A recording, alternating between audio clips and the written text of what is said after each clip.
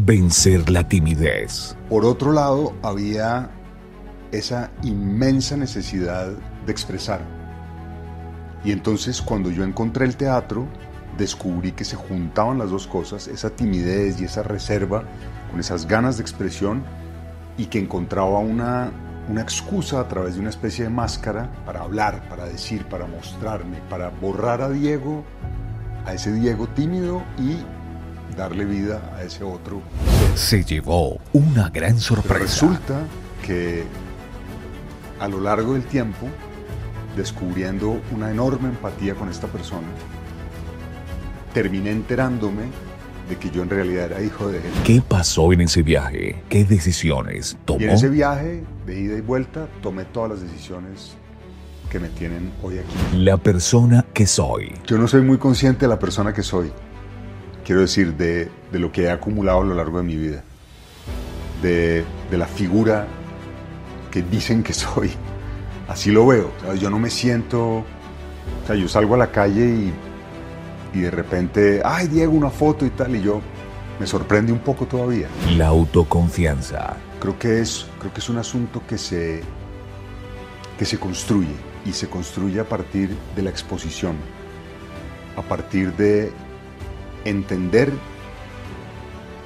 quién es uno y aceptar ese uno, aceptar su cuerpo, aceptar su voz, aceptar su cara, aceptar su forma de estar. Y para eso se necesita un proceso de observación muy profundo. Carisma. Y eso después se convierte en lo que entendemos como carisma, que es esa capacidad de influir en los demás, de conectar con los otros, de establecer vínculos.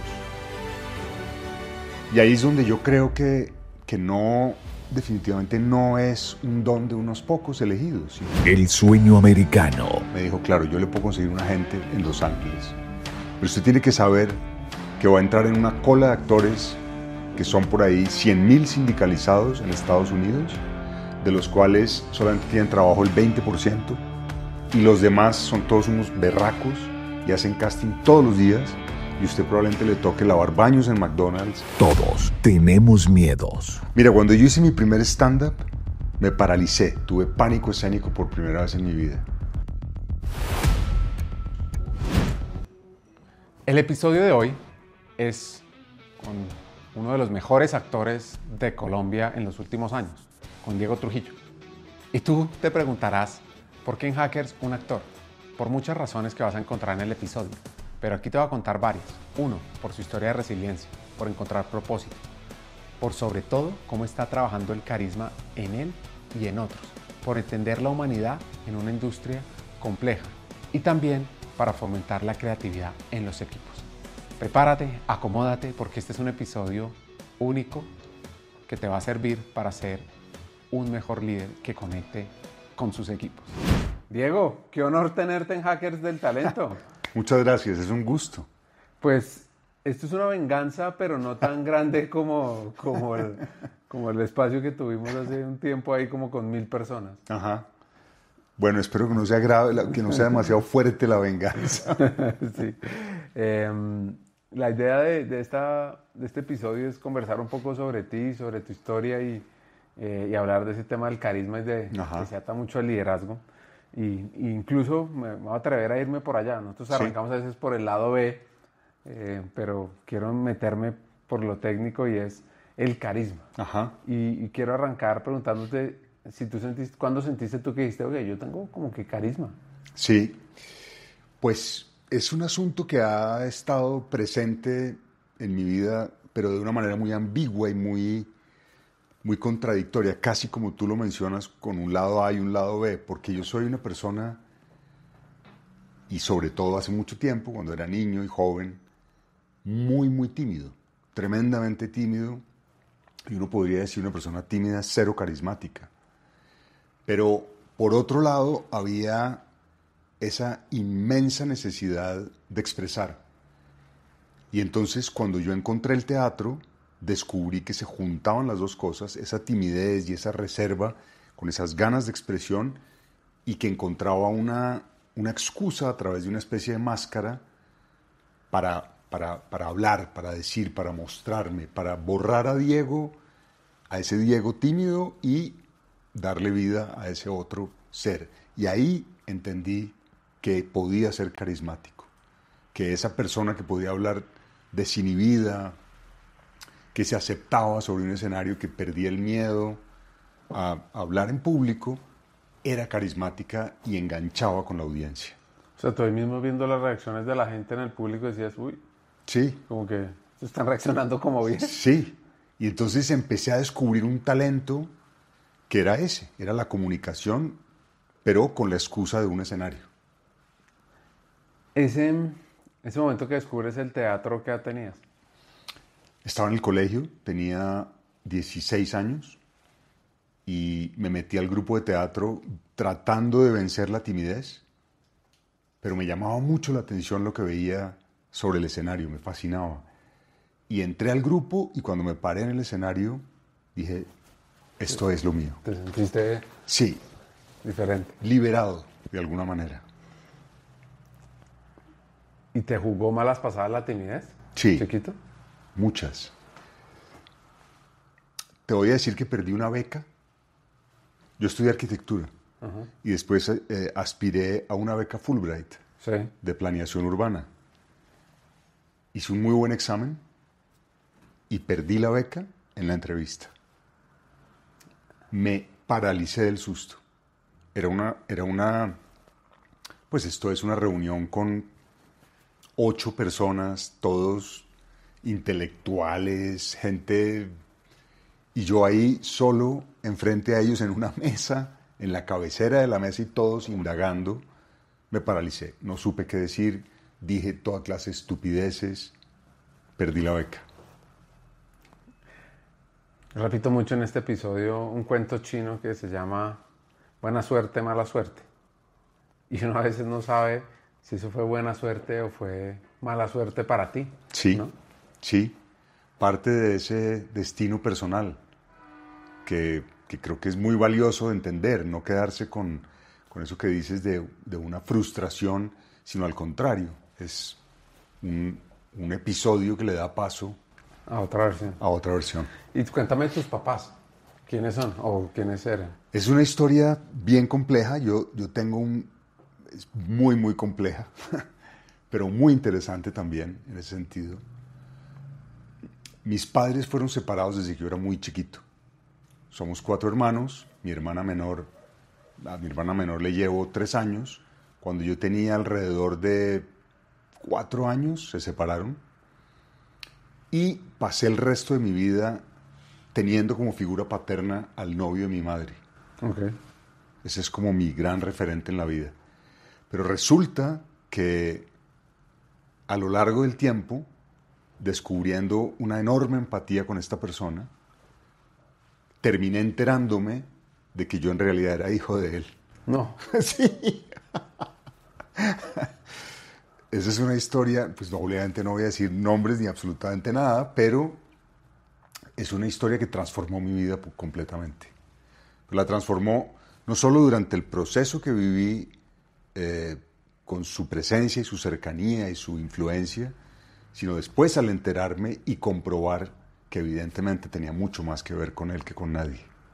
O sea, ¿pero él sabía desde siempre o fue como...? Él lo sabía, lo que pasa es que, imagínate, es la historia de mi mamá y su marido Sí. de esa época, que en esa época pues no se podría haber aceptado que alguien, una mujer tenía un hijo por fuera del matrimonio. Entonces fue un asunto que nunca se supo, que nunca se habló.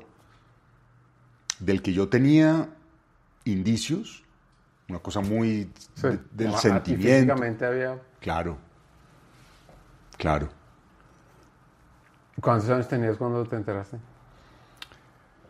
Lo empecé a saber como cuando tenía unos también, como en la época del colegio. Empezaban a ser evidentes como ciertas similitudes, 18 años, y lo vine a comprobar 100% hace un par de años.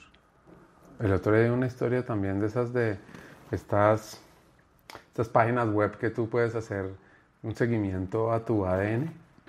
Y han habido un par de historias que pronto dicen, hiciste match, porque uno puede poner alertas de que si alguien hace un examen y hay como cierto porcentaje de similitud, te dice, oye, tú tienes un match con esta persona,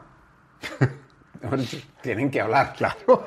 Sí, sí, sí. Pero tú sabes que hay un porcentaje altísimo, pero altísimo. Yo no lo sé exactamente, pero es gigante de personas que terminan enterándose de que no son hijos de quienes creen.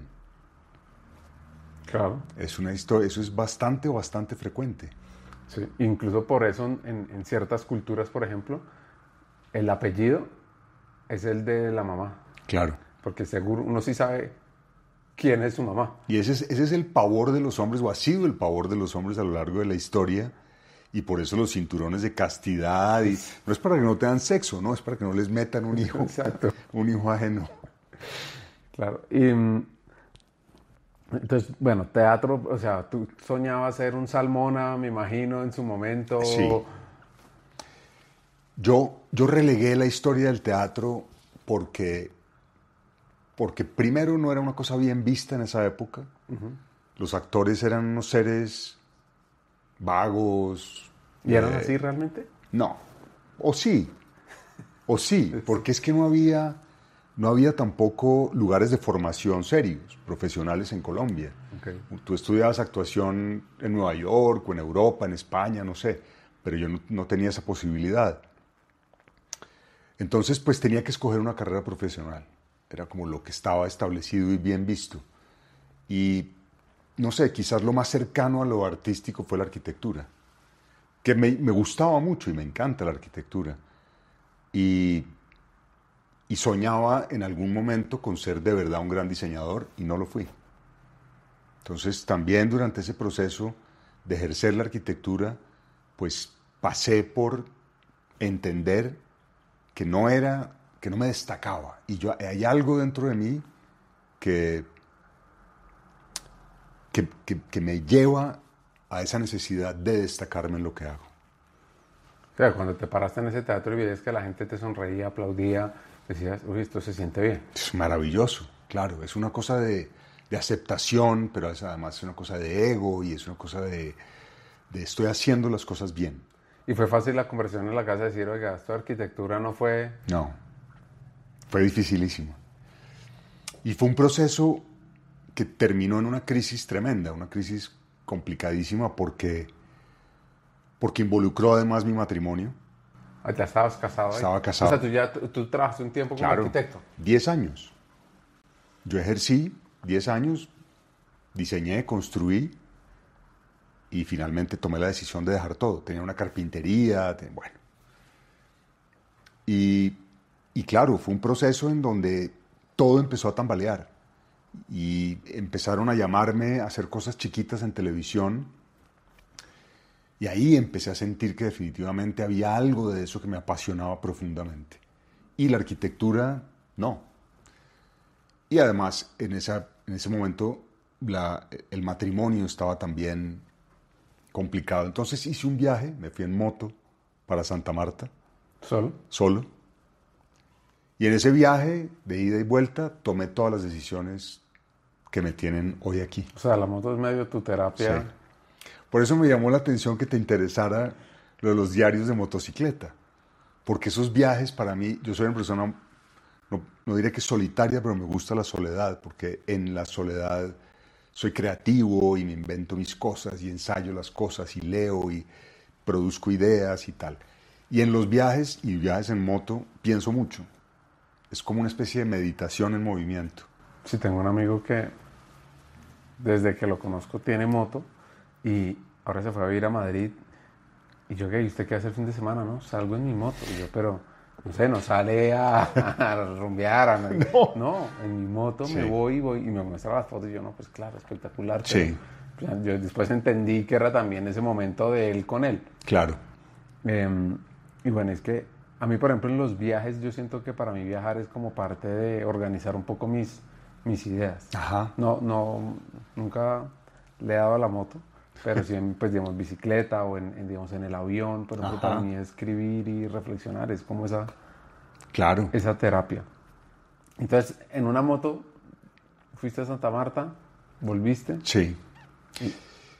Mira, fue muy curioso, porque yo había hecho una novela, un personaje muy chiquito, siendo arquitecto y sin intenciones de nada, y había conocido a Kepa Muchastegui. ¿Quién es? Kepa murió hace poco, un maravilloso director y actor. Y lo había conocido haciendo un personajito chiquito que finalmente me dieron, y habíamos coincidido en que él también había estudiado arquitectura, era arquitecto de los Andes, pero no lo había ejercido. Y bueno, entre conversaciones nos hicimos amigos en esa grabación. Y bueno, no lo volví a ver, yo me fui y tal, y seguí la vida, hice el viaje, y de regreso, habiendo tomado la decisión, yo no sabía qué iba a hacer. Yo dije, yo quiero ser actor, pero no sé por dónde empezar. Entonces me fui a entregar la última obra que tenía de una remodelación de unas heladerías que estaba haciendo en el Centro Internacional. Y cuando llegué, en la plazoleta, estaban grabando una novela dirigida por Kepa Muchastegui. Entonces me lo encontré, le conté brevemente todo lo que me estaba pasando y me dijo, usted tranquilo, que yo le doy un personaje en mi próxima novela. Y ahí arranqué mi carrera. ¿Y qué personaje eres? Una novela que se llamaba Mascarada, Sí. en donde empezaron todas las modelos de este país. Okay. Juanita Costa, Ángela Vergara, Maritza Rodríguez. Ya. Todas hacían una novela en GES. Okay. Y yo tenía un personaje ahí que iba de principio a fin. Y ese fue mi inicio en la televisión, mi real inicio. Y fue gracias a este señor. Y no tuve ni siquiera que pasar un día de hambre ni de... No. Sí, porque yo estaba pensando un poquito en eso, no decir, oiga, quiero ser actor, quiero vivir de la actuación, sí. Es otra historia. Y es bastante vertiginoso, y yo miro hacia atrás y yo realmente no sé de dónde saqué la fuerza para tomar esa decisión. Hoy en día más o menos sí sé, pues sé por lo que soy, ¿sabes? Como... Y ahí, digamos, ser actor era, digamos, que una carrera de la cual uno podía vivir bien y todo, o es como esas, porque yo a veces, pues, hablando con un par de personas que están en ese mundo, dicen, oiga, no, es que a veces uno tiene 6 meses proyectos y de pronto un año sí. Y nada. Así es y así sigue siendo. Y eso afortunadamente yo lo entendí muy rápidamente, tal vez porque venía de una formación académica y mi cabeza funcionaba de una manera particular. Entendí lo que le pasaba a los actores en ese momento, y era que ganaban muy bien con una novela, pero cogían su plata y se compraban un carro, el más ostentoso y el más lujoso, y después se quedaban sin trabajo y tenían que salir a vender el carro. Y se la pasaban en ese vértigo de tener trabajo un tiempo y después nada que hacer. Yo entendí eso de alguna manera y muy rápidamente, y empecé a buscar caminos distintos. En algún momento yo entendí, yo no me voy a quedar sentado esperando que me ofrezcan un papel, sino que con todo esto que me mueve y me apasiona, voy a empezar a buscar otros caminos alternativos. Y ahí empecé a hacer eso, y es lo que he hecho desde entonces. ¿Y hubo un papel que tú dijiste como, este fue como un punto de inflexión en mi carrera? Como que, pues obviamente uno ya en la actuación tiene su fama, tiene todo, pero dijiste, oiga, aquí me volví como... Sí. Un actor relevante en la industria. Sí, y creo que fue creo que realmente aterricé y dije, ya, esto empezó de verdad, y esta es mi carrera.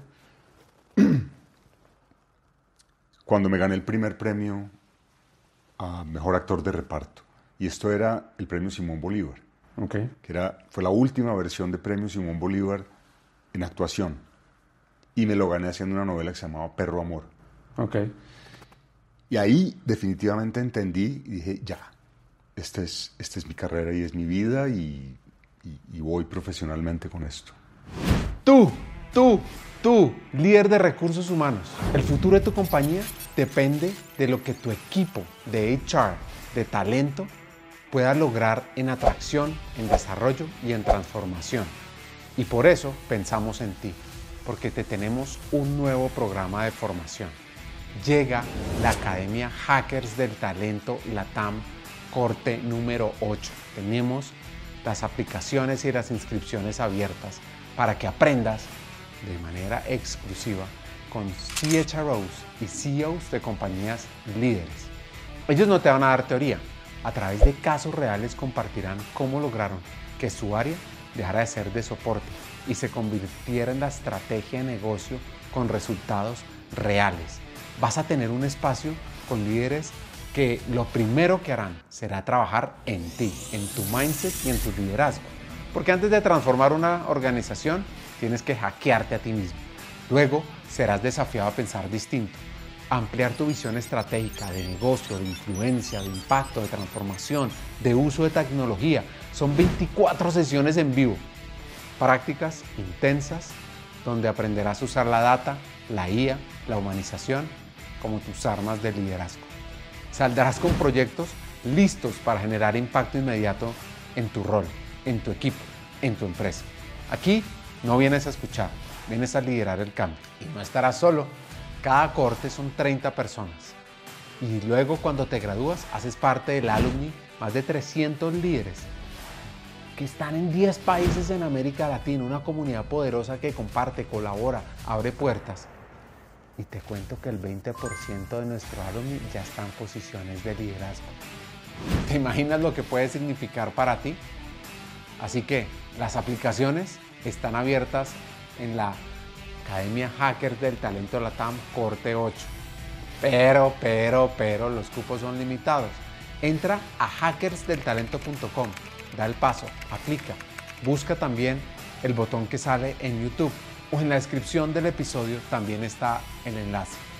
Únete a nosotros, lidera y transforma para mostrarle al mundo que recursos humanos es el área de la mayor transformación y la mayor relevancia en una compañía. ¿Qué momentos están marcando, más allá de los roles y los papeles que jugaste como de tu vida? Sí, eso me imagino que es que como los 90s. Sí, empieza en los 90s, 92, no. Esta novela que te digo, pues realmente empecé a actuar en el 92, 93, pero esta primera novela donde ya había tomado la decisión fue en el 96. Ok. Y ¿La ya 92 fue de pies a cabeza, no? No, de pies a cabeza fue después de Mascarada. La primera se llamaba La Maldición del Paraíso. Ok. La segunda, El Manantial, que fue donde conocí a Kepa. Sí. Y la tercera, Mascarada. Y ahí entonces, ¿qué te va marcando en tu vida? Es difícil porque cada momento me va marcando de una manera particular. No solamente por los logros que voy obteniendo, de los cuales además no he sido muy consciente nunca, sino de la manera como... ¿Cómo así que no has sido muy consciente? No. ¿Por qué? Yo no soy muy consciente de la persona que soy. Quiero decir, de lo que he acumulado a lo largo de mi vida. De la figura que dicen que soy. Así lo veo, ¿sabes? Yo no me siento... O sea, yo salgo a la calle y de repente, ¡ay, Diego, una foto y tal! Y yo me sorprende un poco todavía. Y hay personas que me dicen, pues que usted es Diego Trujillo. Y eso no significa mucho para mí realmente. Y yo creo que eso me ha marcado a mí, esa manera de ser que no me permite nunca creerme el cuento. Que siento que siempre tengo que seguir avanzando y proponiendo y no quedándome sentado, cómodo. O sea, es como un buen inconformismo. Sí, un inconformismo permanente. No hay una meta, pero hay un no estar satisfecho del todo con lo que estoy haciendo. Hay como una búsqueda siempre de, bueno, ya hice esto, ahora ¿qué viene? Que sea más retador. Van cambiando las perspectivas, ahora me interesan otras cosas.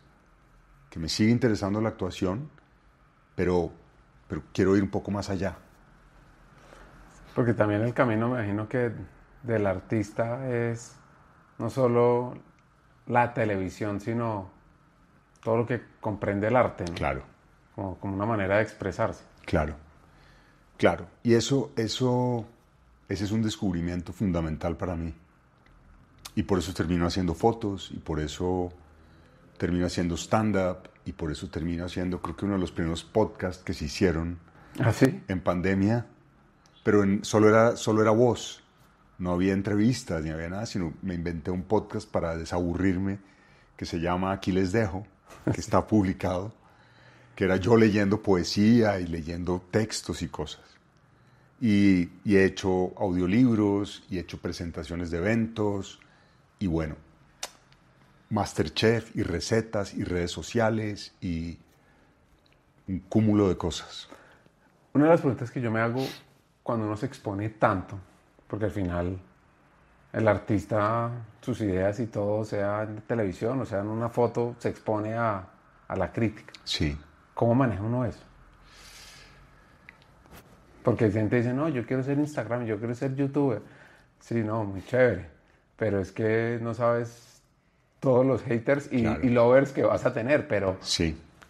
Mira, es difícil y yo me atrevo a decir que uno nunca supera esas críticas. Yo no. No puedo negar que me afectan. No puedo negarlo. Pero además sé que es inherente a los seres humanos y más en Colombia, donde somos unos seres tan envidiosos, particularmente envidiosos, que cada vez que alguien hace algo, lo queremos aplastar. Solo te voy a contar una cosa que me pasó hoy. Publiqué un episodio de una empresa que tiene una política de 4 días a la semana se trabaja. La gente está feliz. Vende el 40% del jabón que se produce en Estados Unidos. O sea, Wow. es una locura. Y de pronto un comentario en alguien de YouTube que decía, ay, es que los privados, que no sé qué. Y yo decía, tanto odio. O sea, como que yo siento que a veces la gente como que trata de poner su odio en una figura o en Sí. alguien. Sí, y yo entiendo eso, entiendo que eso de alguna manera es inherente a los seres humanos, pero para mí es muy difícil que resbale, termina afectándome, o sea, porque vivo muy atento a eso, ¿no? Sencillamente porque los actores y los artistas estamos expuestos a eso, a la crítica directamente. Y en esta historia de exponerse, de descubrir otros artes, ¿qué personajes o qué artistas te han inspirado? ¿Quiénes miras tú? Mira, particularmente en fotografía, tengo un referente gigantesco que es mi ex compañero de universidad con quien hice la tesis de arquitectura. Él era un artista integral. O sea, fue arquitecto porque también le tocaba ser arquitecto, porque necesitaba un título. Pero él casi que me dejó con la tesis al final y se fue para Barcelona y empezó a hacer arte. Empezó a trabajar inicialmente pintando, pero después empezó a integrar la fotografía a su arte y se convirtió en un fotógrafo maravilloso. Y él fue como ese referente y esa inspiración para empezar a hacer fotografía de verdad. Porque siempre me gustó, desde la universidad yo hacía fotografía análoga y me apasionaba el cuarto oscuro y todo este proceso químico y parecía hermosísimo. Pero él fue como el que me inspiró para empezar a indagar en otras cosas, en esa camarita que uso hoy en día, en unas técnicas muy particulares. ¿Cómo es el tema de la autoconfianza? Bien difícil. Creo que es un asunto que se construye y se construye a partir de la exposición, a partir de entender quién es uno y aceptar ese uno, aceptar su cuerpo, aceptar su voz, aceptar su cara, aceptar su forma de estar. Y para eso se necesita un proceso de observación muy profundo, emocional, físico, hasta entender que somos particulares, únicos y iguales a los demás. Y en ese proceso de aceptación, ahí se empieza a generar una autoconfianza. Porque dices, con esto que yo soy, logro lo que he logrado. Entonces algo está bien, que proviene más de adentro Sí. que de lo que uno inicialmente juzga, que es el aspecto físico. Con esa novela de Mascarada, por ejemplo, pasó una cosa muy divertida. Eso lo producía Julio Sánchez Cristo, Ok. cuando trabajaba en GES. Y él quería la novela más estética y más bella, y las actrices, y las modelos, y los galanes y tal. Y de pronto Kepa le dijo, y este es mi actor. Este Y dijo es que mi galán. Este man calvo, flaco, además parecido a él. Sí. Dijo, no, necesitamos a alguien muy guapo. Y dijo, no, necesito un buen actor. Y en esa época los directores tenían potestad y podían imponer su voluntad. Y me metió. Yo después me enteré de eso y también, ¿sabes? Es un choque contra... Entonces, ¿cómo será que me percibe la gente y me ve? Pero bueno, de ahí en adelante empiezo a construir esa manera de verme que me permite generar autoconfianza. Y es que eso es fundamental para cualquier cosa que uno haga, al final. Sí. No solo, o sea, obviamente en la actuación uno se ve más, pero en el día a día, cualquier líder, Claro, si no lo tiene, claro. Y ese es un proceso muy lindo del taller, justamente, y es mostrarle a la gente cómo el carisma no es de una sola forma, sino que cada quien puede ser carismático si aprende desde dónde proviene esa manera de conectarse con los otros. Y hay gente que se conecta escuchando, hay otra que se conecta observando, otros que se conectan porque son autoritarios, pero con fundamento. Entonces, descubrir esa manera de ser que te permite conectar con los otros es parte de ese proceso de liderazgo, de un buen liderazgo, ¿no? De cómo conecto realmente y honestamente con el otro. si tú fueras a hacer como una, ahorita seguimos hablando del carisma, pero una de las cosas que quiero aprovechar, pues, al tenerte acá es entender cómo es el mundo del talento en la industria de la actuación. Porque, no sé, las compañías tienen un proceso de selección, de atracción, más o menos. Pues depende de qué universidad saliste, puedes llegar a ciertos lugares o a ciertas posiciones, pero ya llega un momento donde es tu liderazgo y tu capacidad los que te da para crecer. Sí, Y ahí no puedes seguir engañando. claro. Pues mira, yo creo que esto va por dos líneas también.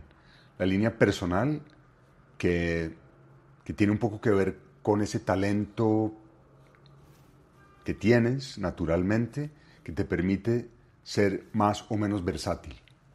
Esto es encarnar distintos personajes y hacerlos honestamente. ¿Eso cómo se hace? Eso es entrenamiento, pero además es una honestidad profunda con la emoción. Si tú ves actores como Pacino o De Niro, casi siempre son iguales, pero lo que dicen es honesto. Y eso tiene que provenir de una memoria personal, de la experiencia propia. Tienes que poder identificar la tristeza dentro de ti y saber cómo la expresas tú, no nadie más. O sea, ahí va el autoconocimiento nuevamente. Nuevamente. Y eso, pues hay ejercicios que profundizan en eso. Si a ti te dicen llore, uno lo que hace es imaginar cómo llora alguien y no te has visto nunca llorando y sintiendo, es que a mí no me salen lágrimas, pero igual estoy llorando, o yo doy gritos, o yo me revuelco, Entonces, identificar la emoción de manera honesta para luego expresarla de manera honesta. Ese es como parte de ese talento que tiene que ver con la formación y tiene que ver con una inmensa sensibilidad. Pero por otro lado, que tiene que ver con el talento, está la mirada de afuera, de los productores y los directores, que dicen, pues estos 2 o 3 actores son igual de talentosos, pero me gusta más la expresión de este o de este o de este. Y ellos son los que escogen finalmente. Entonces el talento llega hasta cierto punto. Después hay una mirada que es, pues que no tiene nada que ver contigo, ¿no? Sí, y me imagino que también debe tener en cuenta, yo qué sé, qué tan famoso es la persona. Todo. Porque eso también dice, bueno, este me va a jalar para la serie o la película o Totalmente. lo que haya que ser. Y tengo una prima que es actriz en Los Ángeles. Y y ya salen algunas series allá y todo, pero ella me decía, yo ya me acostumbré a que tengo que audicionar 100 veces Claro. y que me va a salir una o dos. O sea, yo le decía, pero, o sea, la piel que tú tienes que tener para decir, listo, vamos a hacer este rol. No, no, que, bueno, sí, siguiente. O sea, pues más difícil que ser un vendedor No, de enciclopedias. Claro. Y eso es parte inherente del asunto y hay que entenderlo y no frustrarse. Que le pasa a mi hija hoy en día que quiere ser actriz y no le ha salido casi nada. Y yo tengo un cuento, y es que yo hice una película de Hollywood. ¿Cómo fue esa llamada? Eso fue maravilloso. Porque, lo confieso, yo estaba empezando mi carrera, estaba recién separado, tenía como ya mi primer apartamento, ya más o menos estaba encarrilado con la cosa. Había estado en una fiesta. Estaba ¿Acá? Sí, en Bogotá. Estaba en Guayabado y me llaman y me dicen, hay un casting en el Teatro La Candelaria para una película en inglés. Y dije, no. Más así, me va a poner a hablar en inglés. No, me van a poner a hablar en inglés y yo estoy aquí, me he dormido. Hombre, no, que es que el director de La Candelaria lo sugirió a usted y que quieren que venga y que... Puta, bueno, está bien. Fui. Hice el casting y ya, me olvidé. Y lo hiciste así como que dije, bueno, lo voy a hacer por hacer y para salir de eso. Porque nunca lo llaman a uno. Película gringa. Y me fui y estaba de paseo en Villa de Leyva un día. Estaba con mi novia y entró una llamada al teléfono en inglés. Diego, le habla a Taylor Hackford, yo soy el director de la película y quiero verlo en Lima para un casting conmigo y con una actriz. ¿Y tú ya sabías quién era Taylor? No tenía ni idea. Y el tipo tiene un Oscar.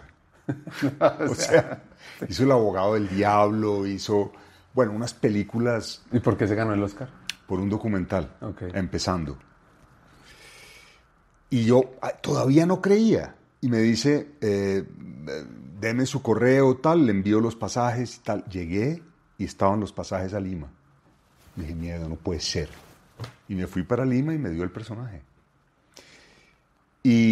Pero a lo que iba con eso es que cuando terminé la película, que además fue una época hermosísima, porque fue un mes en Quito, un mes en Londres, a cuerpo de rey, fue como... O sea, ¿tú wow. ahí sí sentiste el poder de Hollywood? Por favor. Vivía en un hotel en Kensington Gardens que era, o sea, valía 3.000 euros la suite, libras, perdón. Tenía un BMW parqueado con chofer para mí, me daban 150 libras de viáticos al día. No, esto era, bueno. Entonces yo terminé la película y claro, mi preocupación era, yo quiero seguir aquí, ya estoy aquí. Entonces me reuní con el director y el director me dijo, claro, yo le puedo conseguir un agente en Los Ángeles, pero usted tiene que saber que va a entrar en una cola de actores que son por ahí 100.000 sindicalizados en Estados Unidos, de los cuales solamente tienen trabajo el 20%, y los demás son todos unos berracos y hacen casting todos los días, y usted probablemente le toque lavar baños en McDonald's y hacer casting todos los días y no ganarse un personaje durante años. Y le dije, gracias, me voy para Colombia. Gracias por estas vacaciones aquí en Londres. Y me devolví a Colombia. Y ahí se desvaneció el sueño de Hollywood. En términos de nivel, ¿sentiste que los actores con los que estabas ahí, eso era Russell Crowe y Meg Ryan? Y Meg Ryan, sí. ¿Sentiste que estaban en otro nivel de actuación? ¿O tú dijiste, oiga, este colombianito no tiene nada que envidiarle? No lo percibes ahí, en el set de grabación, los ves comunes y corrientes, pero cuando después ves la película, entiendes la formación que han tenido. Sobre todo en cine. No tanto en teatro, pero en lo audiovisual, la formación y el entrenamiento sí hace una diferencia enorme. Son unos tipos que tienen, que a mí se me dificulta mucho, una expresión con los ojos y un timing y el gesto. Cada cosa quiere decir algo y lo tienen perfectamente discernido, digamos. Ahí hay una gran diferencia con nosotros que no tenemos esa formación tan fuerte. Sí, es que eso es impresionante. ¿Y eso fue como también un antes y un después? Totalmente. O sea, como que ya cuando te llaman decían, no, es que yo ya salí... Totalmente fue un antes y un después para mí, pero después volví a Colombia y fue como si no hubiera hecho nada. Yo seguí mi carrera haciendo novelas, como si no hubiera pasado nada. Y me ha pasado lo mismo, no solo con esa, sino otra que hice en Nueva York, con Griselda que hice con Sofía Vergara, Yo regreso y nada, no, yo no me he creído ningún cuento de nada. Porque es como vivir del pasado, ¿no? Claro, y es como evitar, tener que evitar, o evitar esa postura de, es que usted no sabe que yo... No sabe quién soy yo. No, exacto. Eso es lo que a mí se hace lo más difícil de la fama, ¿no? De no creerse el cuento. Sí. De saber que uno es un ser humano de carne y hueso como cualquier otro. Sí, y no es una cosa que yo me haya propuesto. No es que yo me haya propuesto no ser una estrella. Uh-huh. Quizás lo sea muy a mi pesar, o muy a mi... No pesar, sino... No me interesa hacer alarde de eso. Y eso me ha generado una conexión con la gente que ha sido vital en otros ámbitos. Para hacer teatro, para montar un show y vender boletas. O sea, tú también hacías en stand-up comedy, salías a venderlas. Claro. Yo hacía temporadas y me iba a las ciudades y hacía preventa y vendía boletas con anuncios y... ¿Y cómo es ese miedo uno de vender boletas y decir, oiga, ¿será que lleno o no lleno? Pero es el mismo miedo de ser independiente, que ha sido fundamental en mi vida. Yo nunca quise ser empleado y lo fui. Y entendí que no me gustaba, no me gusta cumplir horarios, me gusta tener tiempo para mí, me gusta levantarme despacio. Claro, a veces tengo que salir volado, pero en general me gusta manejar mi tiempo. Y uno de los riesgos de esa independencia es no vender boletas. ¿Te pasó? Claro. Me ha pasado de todo. ¿Qué ha pasado? Me han bajado de un escenario a punta de chiflidos. ¿Cuándo? De alguna manera me había creído el cuento del comediante. Llevaba ya un buen tiempo haciendo mi primer stand-up, que se llama Qué desgracia tan infinita. Es un monólogo que habla sobre la edad en los hombres. Y yo ya me estaba sintiendo como que esto es infalible. Yo me paro en un escenario, hago esto y me llamaron de Medellín para ir a la Feria de las Flores. Ellos tenían un evento que se llamaba, creo que Humor City, y era un evento al aire libre con 6,000 personas tomando aguardiente, paisas, y llevaban comediantes.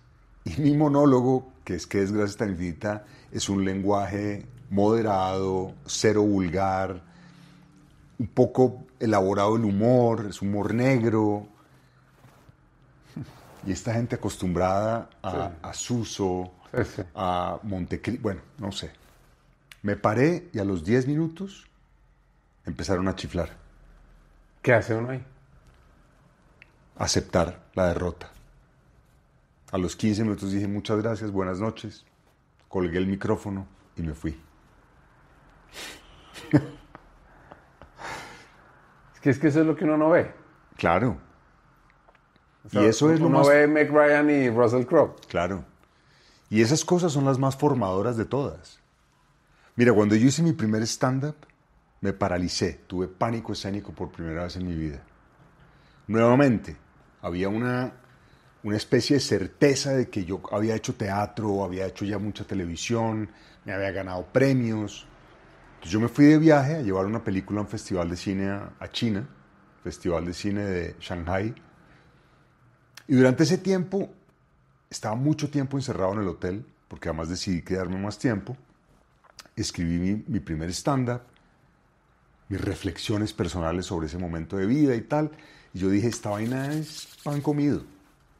Llegué a Bogotá, lo monté, me fui a un teatrico que se llama el R101, invitamos gente, 70, 80 personas, salí a escena, dije buenas noches, y en ese momento descubrí que eso no era teatro, que había interacción con el público, que ellos contestaban buenas noches, que no había una cuarta pared que es la que la separa a uno y lo protege a uno del público, claro, sino que tenía que interactuar y hacer reír.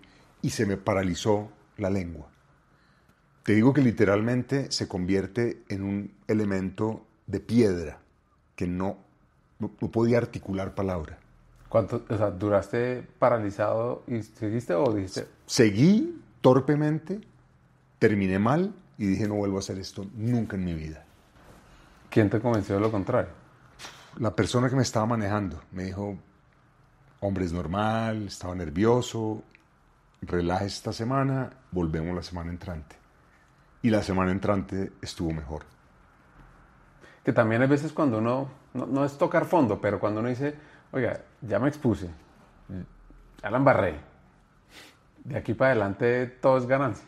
Sí, y hay un asunto de ego también, como de decir, esto no me puede quedar grande. Esto tiene que tener una salida porque está bien concebido. Y tengo que ver cómo lo logro, cómo hago que fluya. A mí de las cosas más difíciles es el humor. O sea, ser chistoso. Sí. Eso es una habilidad que yo tengo un par de amigos también que se sientan y son el show del grupo y entretienen a todo el mundo. Y yo digo, ¿cómo haces? Sí. Y es curioso y es también, mira, yo soy incapaz de contar un chiste. Yo soy el peor cuentachistes, los daño. Cuento el final antes, o sea, soy terrible. Pero nuevamente, así como uno descubre su manera de ser carismática, uno descubre dónde está su manera de ver con humor la vida.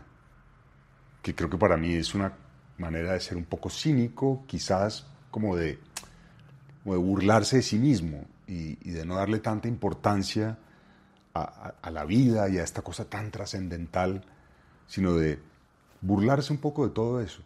Y en ese encontrar la manera de hacerlo, hay humor, necesariamente. Porque el humor surge esencialmente del ridículo. O sea, si tú vas caminando por la calle y alguien se tropieza y se va de cabeza, uno se ríe. Sí. Así se descalabre el pobre desgraciado, pero... Ahí lo ayuda de pronto. Claro, pero se ríe, el primer impulso es reírse. Entonces, en ese descubrir la desgracia propia, hay risa. Y es como lo expresas. Volvamos al carisma. Uh-huh. El carisma, según te entendí, ese día que hablamos, tiene que ver su origen con algo divino. Sí. ¿Sí? Sí, tal cual. El origen de carisma está en la Biblia. Y es que Dios escoge a unas ciertas personas dentro de la comunidad para que influyan positivamente en la comunidad y los convierte en personas carismáticas. Y es un don que tienen unos pocos privilegiados. Y eso después se convierte en lo que entendemos como carisma, que es esa capacidad de influir en los demás, de conectar con los otros, de establecer vínculos. Y ahí es donde yo creo que no, definitivamente no es un don de unos pocos elegidos, sino que todos de alguna manera tenemos una forma de ser carismática. En ese carisma, yo me imagino que va a haber un lado, no sé, luminoso y un lado oscuro. ¿O tú lo ves todo positivo? Yo sí, quizás lo veo, a ver, creo que si uno descubre la manera de ser carismático, no como una cosa, un atributo que se impone y que se desarrolla, sino como que surge honestamente, es positivo y luminoso. Creo que se vuelve oscuro si lo elaboras, porque se convierte entonces en una cosa como perversa, de querer producir un efecto para obtener beneficio, para manipular. Pero si el asunto es honesto, y en mi caso creo que, digamos, una cosa que es inherente a mí, que es sonreír constante. Yo me acerco a la gente y sonrío. Eso genera una conexión inmediatamente. ¿Y te diste cuenta que la sonrisa era como un arma poderosa? Poderosísima. Y no es que lo haga para convencerte de nada, sino que lo hago naturalmente. Es mi manera de acercarme a la gente, quizás por timidez o por lo que sea, pero la sonrisa se vuelve mi elemento carismático. 2 o 3 ejercicios que tú le recomiendas a la gente hacer para desarrollar el carisma, porque hay varios libros de estos de las 50 leyes del poder y de el arte de la seducción y no sé qué, y todos tienen, bueno, cómo te mueves, cómo actúas, qué dices, cuándo lo dices, etcétera. Son como tips si uno quiere volverse como lo que yo llamo el lado oscuro del carisma, Ajá. ¿no? De manipulador, Sí, de exactamente. lograr lo que tú quieres sin que la gente se dé cuenta que lo estás Sí. manipulando a inspirar a otras cosas. Bueno, pues ahí hay puntos fundamentales en el taller. Para mí son claves y son el desarrollo de los sentidos o volverle a parar bolas a los sentidos. Porque olvidamos los sentidos, porque nos olvidamos de respirar, mejor dicho. ¿Cuántas veces al día eres consciente de que respiras? Nunca, porque es que si uno no respira se muere, simplemente. Pero si uno empieza a ser consciente, no solo de la respiración, que no es un sentido, pero si empiezas a escuchar atentamente, y escuchar atentamente es no elaborar ideas para dar una respuesta, sino escuchar en blanco, si empiezas a observar atentamente y ser capaz de describir al otro hasta el más mínimo detalle, si activas el olfato y eso te permite activar la memoria emotiva y empiezas a llenarte de todo eso, entonces naturalmente tu manera de conectarte con el otro cambia. Porque no hay una predisposición, no hay un voy a manipular a esta persona, sino voy a ver con quién estoy. Y Pero eso lo haces a través de preguntas, o sea, además de utilizar todos los sentidos, ya no sé si yo lo estoy haciendo o no, pero lo llevas como a ponerte en los zapatos de él, a simplemente Sí. seguirle la conversación o... son ejercicios que te obligan a escuchar, porque si no lo haces, no eres capaz de seguir con lo que propone el ejercicio. Si no lo haces, no eres capaz de seguir con lo que propone el ejercicio a una persona o a tu entorno. Entonces son ejercicios en donde los pongo a hacer ejercicios para salir y hacer un recuento de lo que han hecho en el día, de lo que han visto, de lo que han olido, de lo que han escuchado, de lo que han tocado. Y es eso, es como la importancia del rol de los sentidos, para estar presentes y para conectarse honestamente con el otro. Sí, sí, es una gran habilidad, que lo hablamos, yo te contaba la historia de Hitler. Claro. Y él tenía ese don de, pero a un público masivo poder entender qué sentimiento, qué cosas estaban pensando para guiar la conversación. Claro. Y moverlos. Sería ese lado oscuro como del carisma. Y volviendo un poco a tu parte personal, ¿cuáles han sido el viaje en moto que volverías a hacer? Bueno, es que he hecho varios muy interesantes, muy importantes, pero ese de Santa Marta, creo que ese es el punto de inflexión en mi vida. Ese es el punto definitivo, en donde hice un rompimiento a lo largo de ese viaje, lo fui construyendo. Me hizo descubrir que estaba en una crisis en mi vida y me permitió elaborar un proyecto. No era tan consciente de que iba a ser tan definitivo y tan fuerte, pero sí sabía que estaba produciendo un proyecto de vida. Y era dejar todo lo que había hecho hasta ese momento y empezar desde ceros a los 30 años. Y entonces después de los años que te dijeron en tu casa, en tu familia. Pues mi mamá, que ha sido como la más crítica de esas cosas, en ese momento era, pues, me enloquecí. ¿Cómo se va a separar esos pobres niños? ¿Cómo va a dejar la carrera? 10 años de arquitectura con lo que me costó pagarle la carrera. O sea, esto era como, yo no puedo creer. Pues hoy es mi gran fan. Tiene un cerro así de recortes, de revistas, le fascina lo que hago. Creo que ella sufre con esa incertidumbre de la independencia. Sí, que va a vivir. ¿Qué estás haciendo? Le digo, hombre, estoy haciendo de todo, cualquier cosa. Se muere con eso, ¿no? Y porque ella fue empleada toda su vida. Ella fue empleada de un banco y pues hoy es pensionada y bueno. Pero sí, eso. El carisma ha sido desde tiempos antiguos una fuerza que ha movido multitudes.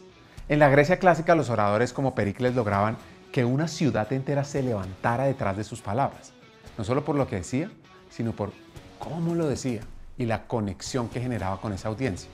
En esencia, el carisma no es adornar discursos ni fingir una gran sonrisa. Es transmitir autenticidad, convicción y una energía que contagia. En los líderes, ese poder abre puertas, inspira, genera confianza, moviliza equipos, incluso en momentos de incertidumbre. ¿Cómo llevarlo a la práctica? Es una de las grandes preguntas. Y aquí te dejo 3 hacks sencillos. Escucha radical. Pon toda tu atención en la otra persona sin pensar en la respuesta inmediata. 2. Lenguaje corporal, abierto, una sonrisa genuina en ese momento correcto, un contacto visual, gestos que invitan. Y 3. Narrativas personales. Una historia tuya de vulnerabilidad o de aprendizaje genera empatía inmediata. El carisma no es un don místico, es la suma de presencia, más honestidad, más conexión. Pues bueno, volvamos a Diego y qué viene para su futuro. Seguir, pero me interesa hoy en día pensar en qué voy a dejar. Y qué voy a dejar como, no como, sí, ese era el actor de la no sé qué y tal, sino me empieza a interesar mucho más la docencia, como un camino o un vehículo para decirle a la gente, eso que ustedes han visto, ese actor y esa persona que decido, tiene todo esto que contar y todo esto que creo que les puede servir para algo. Entonces, trabajar en eso me interesa muchísimo y me reta y se convierte como una especie de propósito, porque creo que el propósito hasta ahora había sido ser yo feliz, ¿no? Y tener trabajo y que mis hijos estuvieran bien y todo eso ya están dando, todo eso ya fue, digamos, ya llegué a un lugar, no me interesa llegar más arriba, ni ser más exitoso, no, me interesa como poder darle u ofrecerle a la gente algo que les sirva para sus propias vidas. ¿Y qué te gustaría? ¿Qué te gustaría dejar ahí? Si uno hace doble clic en esas clases a los estudiantes, 2 o 3 cosas, pues, para no revelar todo. No, pero si hay uno que me gusta y es quiéranse, ¿no? Quiéranse y acéptense y encuentren ahí adentro eso que los hace honestos y que los puede hacer grandes personas, grandes seres humanos. Que es tan importante hoy por hoy con todos los temas de salud mental, ¿no? Sí. Hablando de las generaciones, que le dicen la generación de cristal a esta nueva generación. De pronto porque uno trata de protegerlos tanto, claro, que no les dejó que se raspara y sintiera el dolor, sino cuando lo sintió ya se le siente que se le va el alma. Sí.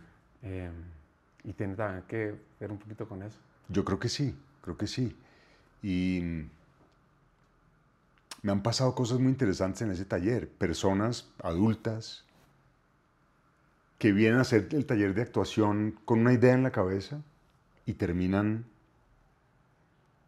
llorando, diciendo, he ido 5 años al psicólogo a hacer terapia y por primera vez entiendo algo que me está pasando.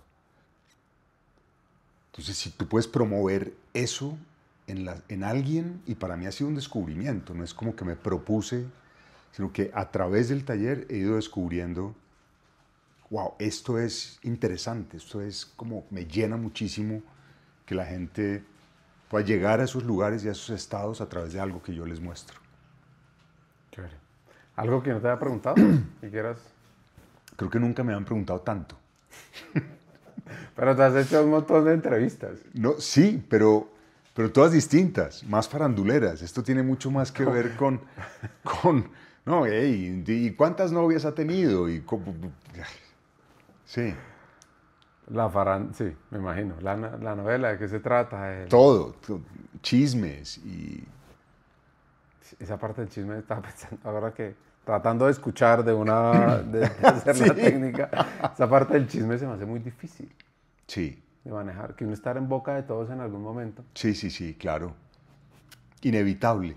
Creo que uno tiene que asumir cuando es una persona pública que se te meten en la vida. Entonces, eso sí produce una cosa que a mí, pues, me parece un poco triste y es que uno se va encerrando cada vez más, exponiéndose cada vez menos. O sea, por ejemplo, las relaciones que tú tienes nuevas, y no me refiero ahora a modo de chisme de la novia ni nada, sino Sí, amigos, amigas, sí. etcétera. Hacer nuevos amigos debe ser muy difícil. Muy difícil, porque los círculos se van cerrando cada vez más, porque es más difícil, y yo creo que para todo el mundo, salir del círculo y conectar con personas nuevas es muy difícil.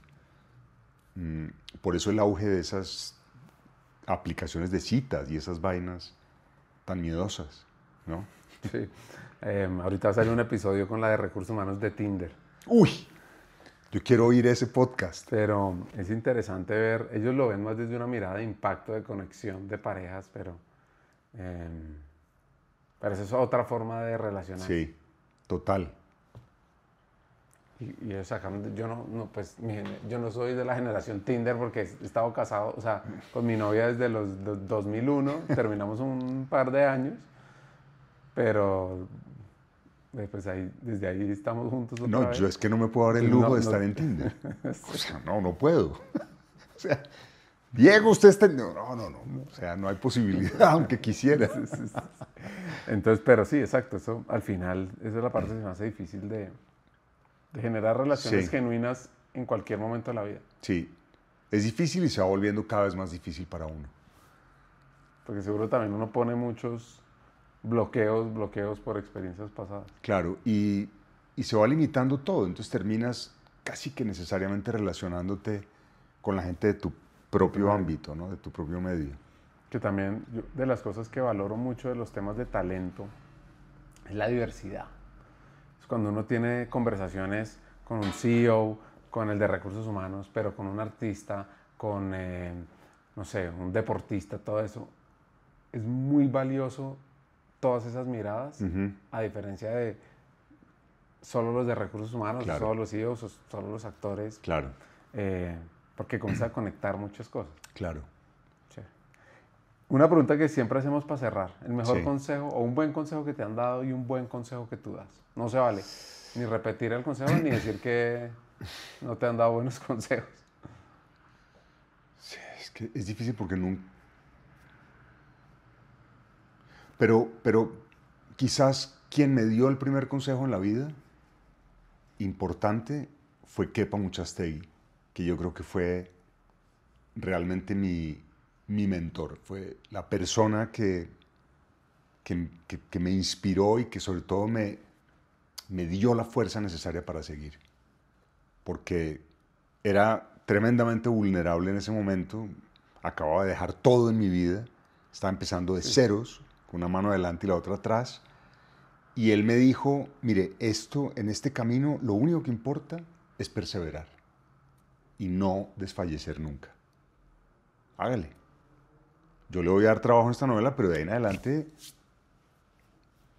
es una cosa que tiene que empeñarse en hacerlo, siempre.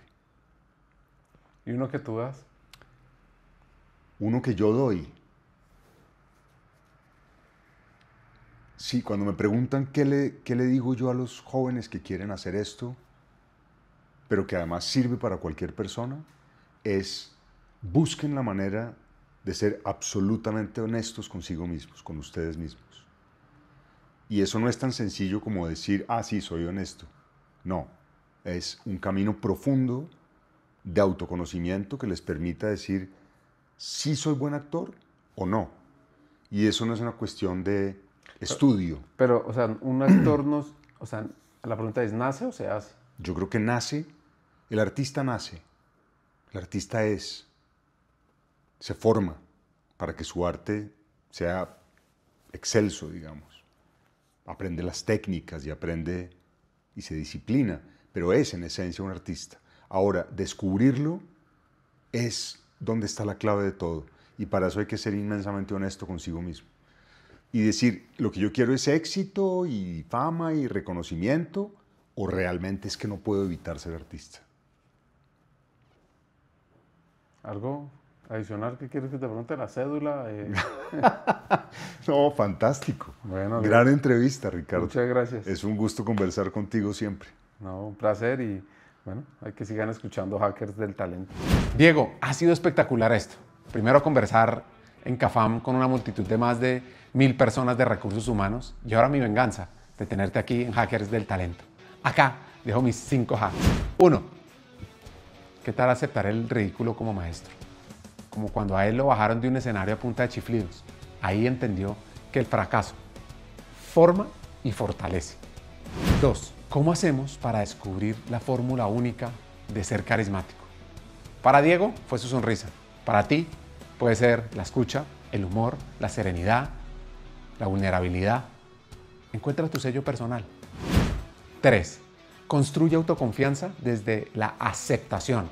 Reconoce tu cuerpo, tu voz, tu historia. Ese es el primer paso para liderar con autenticidad. 4.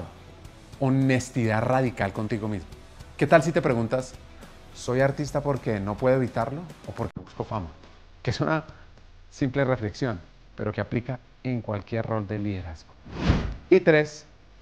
¿Qué tal si conviertes tu timidez, tus miedos en motores creativos? Usa el arte, la escritura o cualquier escenario como excusa para expresarte y transformar tu inseguridad en fuerza.